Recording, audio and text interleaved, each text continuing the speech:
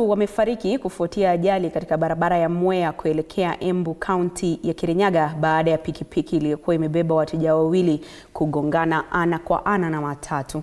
Kulingana na wakazi wa Mwea, pikipiki hiyo iliyokuwa ikielekea makutano ilikuwa ikijaribu kulipita gari hilo kabla ya ajali hiyo kufanyika. Kamanda wa kituo cha polisi cha Sagana, Jamila Murugu, ameongoza uhamasishaji kuhusu ajali ya barabarani. Miili hiyo sasa imehifadhiwa katika chumba cha maiti cha Kerugoya.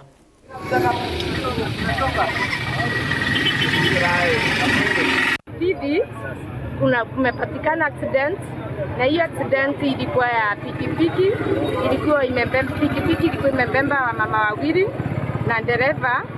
Sasa alikuwa na overtake Nairobi, na pikipiki ilikuwa imetoka pande ya Ngurubani Mwea ikielekea pande ya makutano. Pikipiki ilikuwa overtaking, ikakutana na gari ya matatu. Nilikuwa natoka pande ya Nairobi. Nimekuja tu normal speed yangu 70. Sasa kuna gari zilikuwa zinapita, ule mwenye pikipiki nimemwona ametokea mara moja kama anataka kuovertake, kustukia nikamwona kwa chini.